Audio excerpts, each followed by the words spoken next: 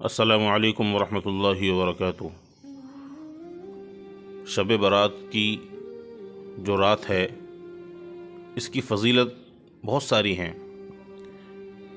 जब शब बारात आती है तो लोगों के जहन में बहुत सारे सवालात आते हैं और ये सोचते हैं कि शब बारात में आखिर कौन सी इबादत की जाए, शब बारात में कौन सी इबादत करना ज़्यादा अफजल है और शब बारात में किस तरीक़े से इबादत की जाए।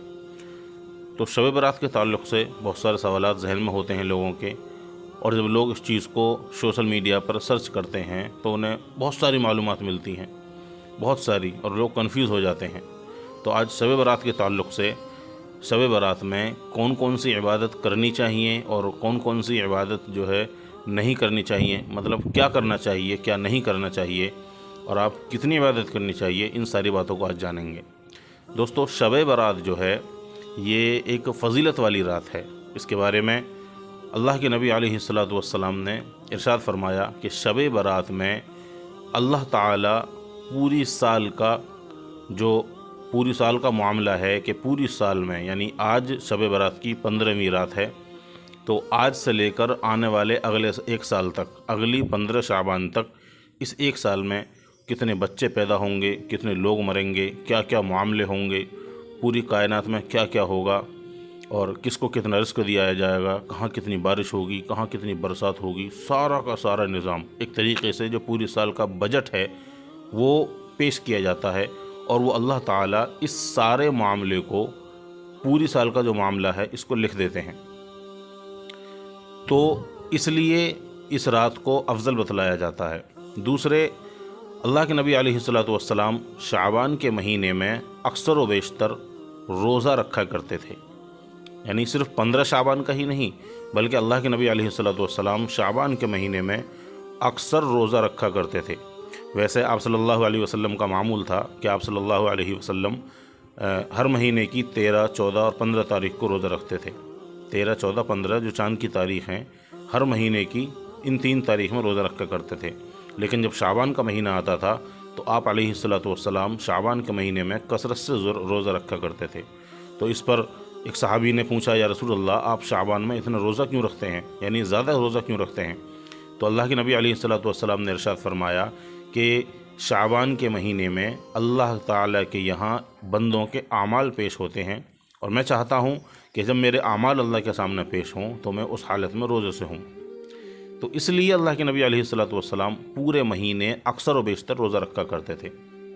तो 15 शाबान का रोज़ा इस नीयत से भी रख सकते हैं, और इसके अलावा चाहें तो आप 2 रख सकते हैं, 3 रख सकते हैं और 4 भी रख सकते हैं, यानी कि 13 का, 14 का, 15 का, या अगर 16 का भी रख सकते हैं। रोज़े आप 2, 3, 4 कितने भी रख सकते हैं अल्लाह के नबी की सुन्नत पर अमल करते हुए। लेकिन कोई इंसान अगर रोज़ा ना रखे, कोई इंसान इस रात में इबादत ना करे, तो उस पर मलामत करना, उसको बुरा भला कहना, उसको गुनहगार बतलाना, ये ठीक नहीं है। क्योंकि इस रात में रोज़ा रखना, यानी इस रात में इबादत करना, और 15 शाबान का जो दिन है उसको रोज़ा रखना, ये एक मुस्तहब अमल है, ये सुन्नत मुअक्कदा नहीं है, ज़रूरी नहीं है। ऐसा नहीं है कि इसको जो करना ही करना है, ये मुस्तहब अमल है। अगर कोई नहीं करे तो आप उसको मलामत ना करें, बल्कि जो है आप ख़ुद अपने ऊपर अमल करें और ख़ुद इस रात में इबादत करें और रोज़ा रखें। अब इबादत किस तरीके से करनी चाहिए और कौन सी इबादत करनी चाहिए? देखिए, शाबान की जो ये 15वीं रात है, इस रात में कोई भी ख़ास इबादत नहीं है, कोई ख़ास अमल, कोई ख़ास इबादत नहीं है। आप जिस तरीके से चाहें उस तरीके से इबादत करें। आप चाहें तो नमाज़ पढ़ें, आप चाहें तो अल्लाह से दुआ करें, आप चाहें तो कलामुल्लाह शरीफ की तिलावत करें, आप चाहें तो जो है अल्लाह के सामने सर झुकाकर नदामत के साथ, शर्मिंदगी के साथ, अपने गुनाहों पर अफसोस करते हुए, अपने गुनाहों को याद करते हुए बैठे रहें और सोचें कि या अल्लाह, मैंने इतने गुनाह किए हैं, इतने गुनाह किए हैं, लेकिन फिर भी तेरा रहम व करम है कि तू मेरे गुनाहों को माफ़ करता जा रहा है, और तूने मेरे सारे गुनाहों को माफ़ कर दिया है, और तूने फिर भी मेरा रिज़्क़ नहीं रोका है। अल्लाह, तू बड़ा गफ़ूर रहीम है, तू बड़ा रहम वाला है। इस तरीक़े से आप जो है इस रात में अल्लाह के सामने नदामत और शर्मिंदगी से अल्लाह के सामने हाज़िर हो सकते हैं। बाकी इसके अलावा कोई ख़ास अमल, कोई ख़ास दुआ या कोई ख़ास नमाज इस रात में पढ़ने के लिए नहीं है। आप जो है जिस तरीके से और दिन नमाज़ पढ़ते हैं, इसी तरीके से नमाज़ पढ़ें। दूसरे एक और चीज़ कि इस रात में आप कितनी इबादत करेंगे, ये भी एक सवाल है। क्या इस रात में पूरी रात इबादत करनी है या 2-4 घंटे इबादत करनी है? तो देखिए, अक्सर व बेशतर आजकल क्या माहौल है कि लोग इस रात में मस्जिद में कम वक्त गुजारते हैं और मस्जिद के अलावा बाहर बाज़ारों में, गलियों में, चौराहों में ज़्यादा वक्त गुजारते हैं, जिसका इस्लाम से, शरीयत से कोई ताल्लुक़ नहीं है। बाज़ारों में घूमना, शोर मचाना, आतिशबाजियाँ करना, गाड़ियों पर घूमना और बहुत सारी खुराफात करना, ये इस्लाम को और शब बारात की जो रात है इसको बदनाम करने वाली बात है। आपने पूरी रात जागे और पूरी रात जागने के बाद मस्जिद में या अपने घर में जो इबादत की, आपने नमाज़ पढ़ी या कुरान करीम पढ़ा, वो सिर्फ घंटा, 2 घंटा या 1.5 घंटा, और इसके अलावा जो आपने सारा वक्त है वो सारा का सारा आपने बिल्कुल जो है घूमने फिरने में और न जाने कहाँ कहाँ पर लगा दिया आतिशबाजी करने में। तो ये बिल्कुल जो है बिदअत हैं एक तरीके से, और इनका इस्लाम से कोई ताल्लुक़ नहीं है। तो इन चीज़ों से बचें। तो आपको जितनी देर इबादत करनी है, 1.5 घंटा, 2 घंटा, उसको बिल्कुल खुलूस के साथ में और अल्लाह की मोहब्बत के साथ में, अल्लाह से डरते हुए इबादत करें और अपने गुनाहों पर शर्मिंदा हों और अल्लाह ताला से मुआफ़ी मांगें। आप 1.5 घंटा कर लें, आधा घंटा कर लें, 1 घंटा कर लें, जितना भी आप कर लें वो काफ़ी है। आप चाहें तो इशा की नमाज़ पढ़ें जमात के साथ में और सो जाएं, और सुबह उठकर फजर की नमाज़ जमात के साथ पढ़ लें, तो इंशाअल्लाह आपको पूरी रात इबादत का ही सवाब मिलेगा। और आज की रात नहीं, ये हर रात के लिए मामूल है कि अगर आप किसी भी रात में इशा की नमाज़ पढ़ के सो जाएं और आप फजर की नमाज़ जमात के साथ पढ़ लें तो आपको पूरी रात इबादत का सवाब मिलेगा। तो इसलिए ऐसा ना करें कि आपने जो है इशा के बाद से जागना शुरू कर दिया और आप जो है जागते रहे, नमाज़ पढ़ते रहे, बाज़ारों में घूमते रहे, और जब 2 बजे 3 बजे का वक्त हुआ तो आपको नींद आने लगी और आप घर जाकर सो गए और आपने उस सोने की वजह से फजर की नमाज़ भी क़ज़ा कर दी, तो गोया कि आपकी पूरी रात ही बेकार हो गई। इस चीज़ का बहुत ज़्यादा ख्याल रखें कि आपको जितनी इबादत करनी है, आधा घंटा, 1 घंटा, 2 घंटा, उसको खुलूस के साथ में, इखलास के साथ में और अल्लाह की मोहब्बत में करें और अल्लाह से डरते हुए करें, और दूसरे आतिशबाजी वगैरह से और जो बहुत सारी खुराफात हैं इनसे दूर रहें। अब इस रात में आप नमाज़ पढ़ें, कलामुल्लाह शरीफ की तिलावत करें, दुआ करें, चाहें तो आप सलातुत तस्बीह पढ़ लें। ऐसा नहीं है कि इस रात में सिर्फ सलातुत तस्बीह पढ़नी है या सिर्फ नफल नमाज़ पढ़नी है। आप चाहें तो सलातुत तस्बीह पढ़ लें, क्योंकि सलातुत तस्बीह के बारे में अल्लाह के नबी अलैहिस्सलातु वस्सलाम का इरशाद है कि सलातुत तस्बीह एक ऐसी नमाज है कि इसको आप हफ्ते में 1 बार पढ़ें। अगर हफ्ते में नहीं पढ़ सकते हैं तो आप इस नमाज को महीने में 1 बार पढ़ें। महीने में भी अगर नहीं पढ़ सकते हैं तो साल में 1 मरतबा पढ़ें, और अगर साल में भी नहीं पढ़ सकते तो कम अज़ कम उम्र में 1 मरतबा पढ़ें। तो पता चला कि ये सलातुत तस्बीह की जो नमाज है ये अहम नमाज है। तो आप चाहें तो इस नमाज को इस रात में, शब बारात की रात में अदा कर लें, ये बेहतर है। इसके अलावा आप नफल नमाज पढ़ सकते हैं, कुरान करीम की तिलावत कर सकते हैं।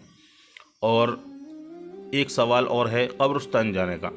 क्या कब्रिस्तान जाना चाहिए या नहीं चाहिए, सही है या गलत है? देखिए, अल्लाह के नबी अलैहिस्सलातु वस्सलाम अपनी ज़िंदगी में 1 मरतबा कब्रिस्तान गए हैं।